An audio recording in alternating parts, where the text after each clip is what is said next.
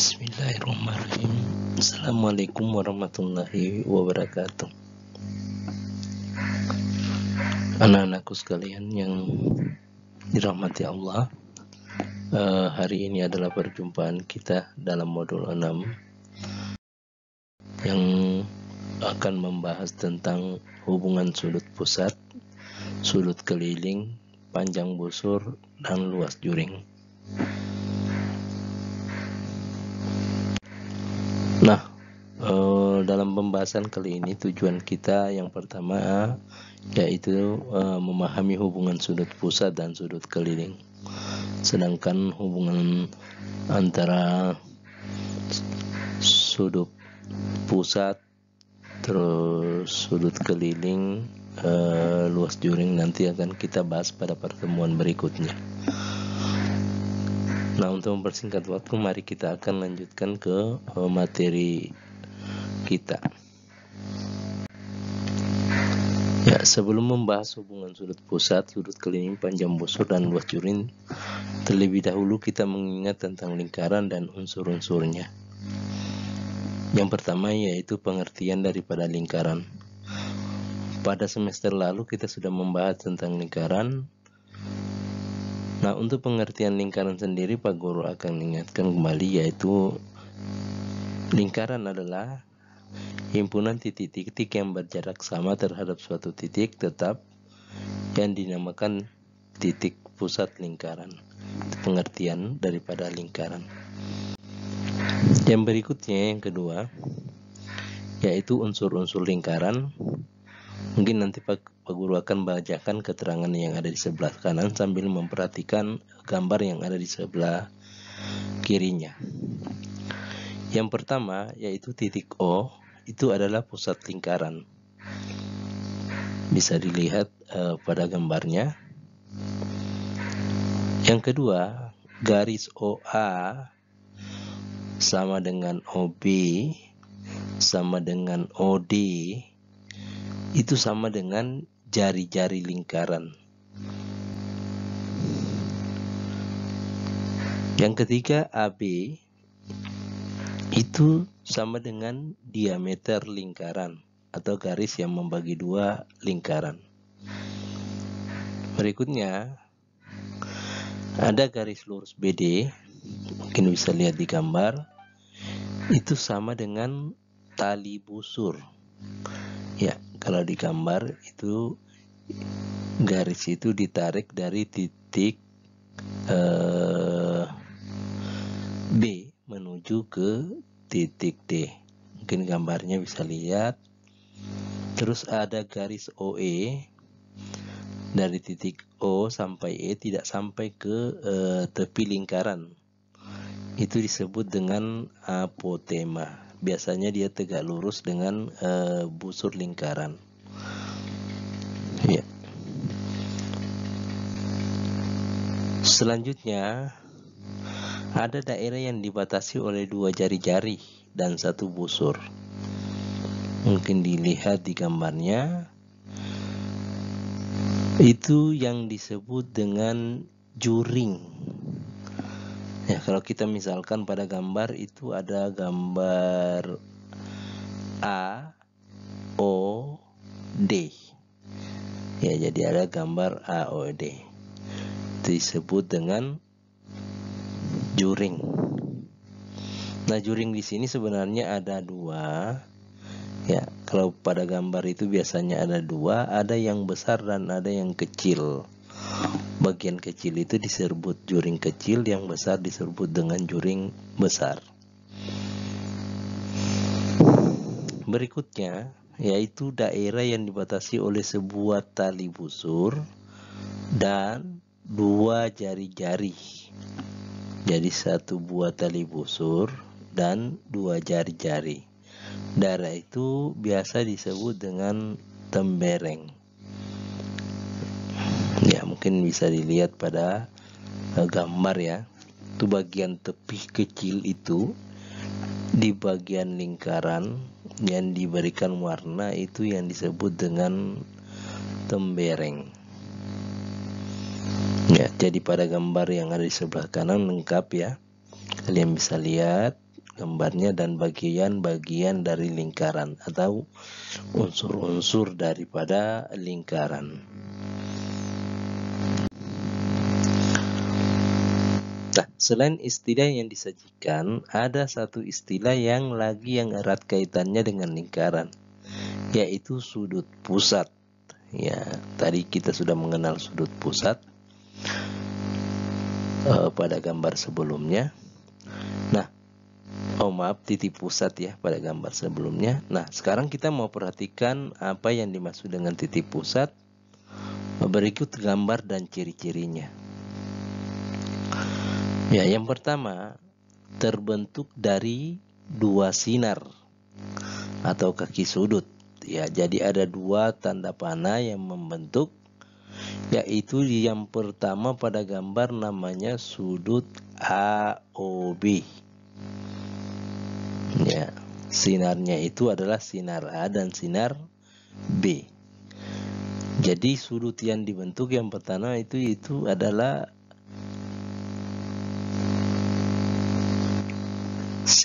sudut alfa. Ya, sudut alfa. Begitu pula kedua dan ketiga. Berikut kita lagi lihat yang kedua. Kaki-kaki sudut berhimpit dengan jari-jari lingkaran. Jadi kaki sudut itu sama dengan jari-jari lingkaran. Hanya kalau yang kita lihat di gambar, kita lihat bahwa sinar itu melewati tepi lingkaran. Nah, kalau untuk jari-jari batasnya sampai di tepi lingkaran. Ya, semuanya gambar sama ya. Semua sinar melewati tepi lingkaran keluar.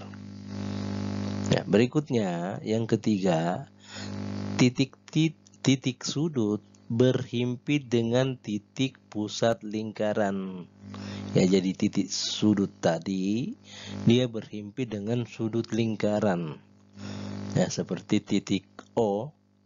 Kita lihat di situ ada gambar yang diberikan warna merah, di dalam ada tulisan alfa. Jadi namanya sudut AOB ini namanya adalah alfa atau sudut alfa. Sedangkan yang kedua kita lihat sudut JPG. Ya, JPG pusatnya adalah pusat lingkarannya adalah P. Terus sudutnya adalah sudut beta. Sedangkan yang ketiga kalau kita perhatikan sudut lingkaran KOJ, ya, titik pusatnya adalah A. O. Sedangkan lingkaran atau sudutnya yaitu sudut theta. Jadi sudut alfa, sudut beta sama sudut theta.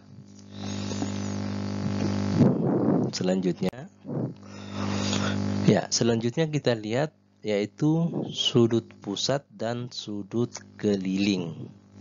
Ya, tadi kan mau memahami bagaimana hubungan antara sudut pusat dan sudut keliling. Ya, pada penjelasan di atas kalian sudah mengenal tentang istilah sudut pusat. Ya, jadi sudutnya itu mengarah ke pusat lingkaran. Nah, selanjutnya kalian boleh memperhatikan gambar yang ada di sebelah kanan, yaitu ada satu unsur lagi yang disebut dengan sudut keliling.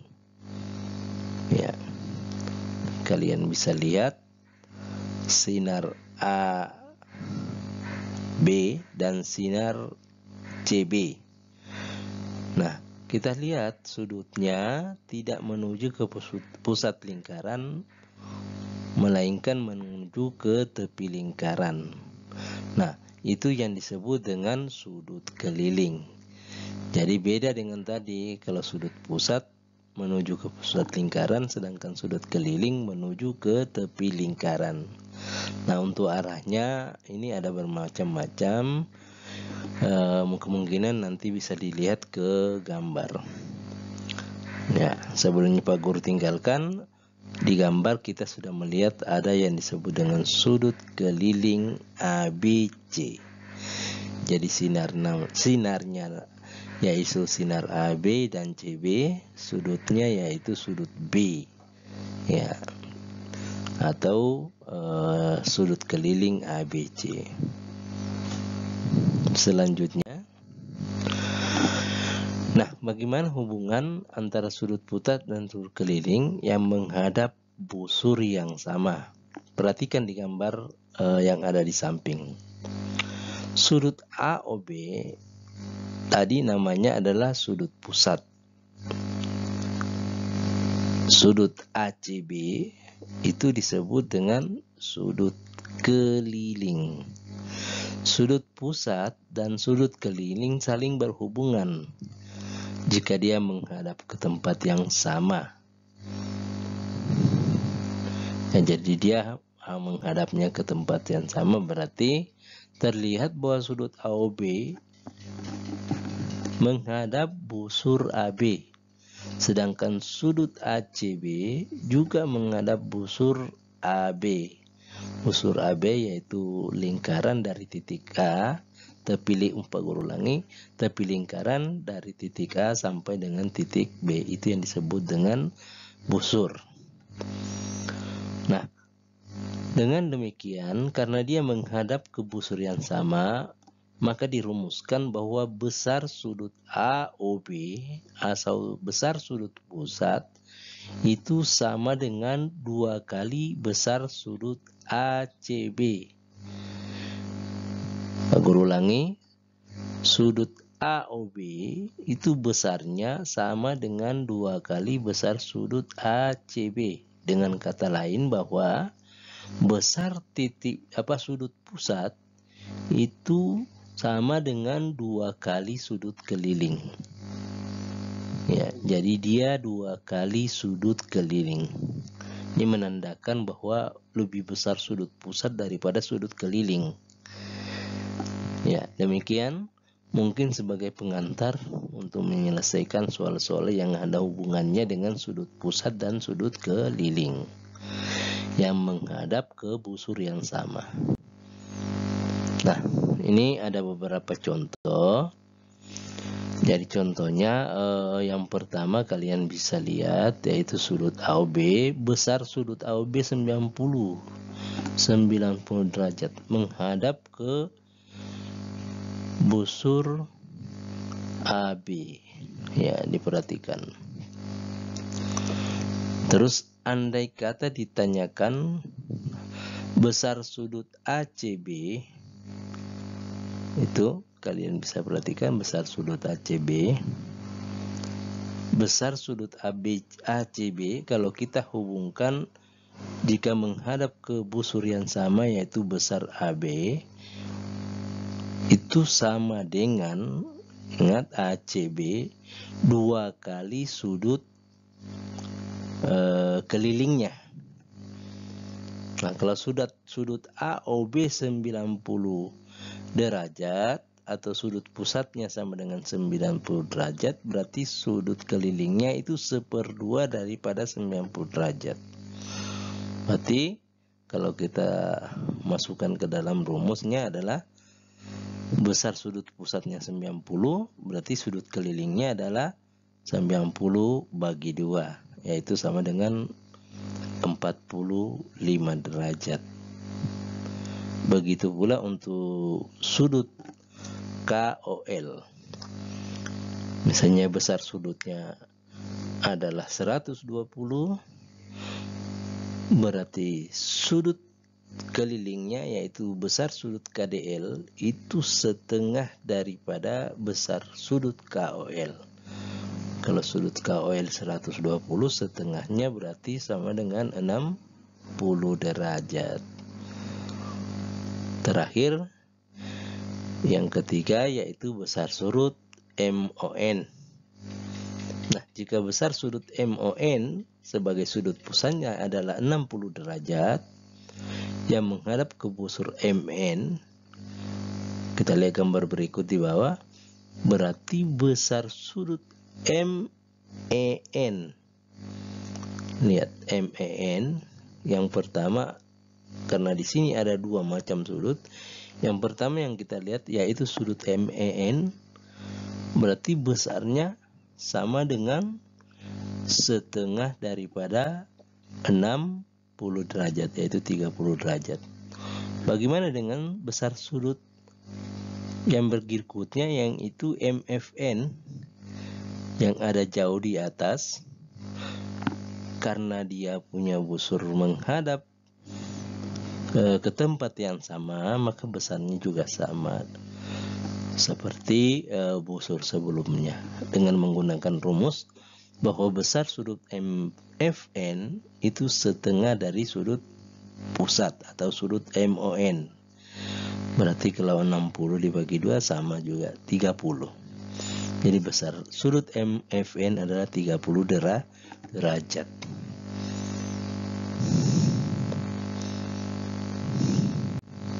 Ya, mungkin itu penyampaian daripada Pak Guru.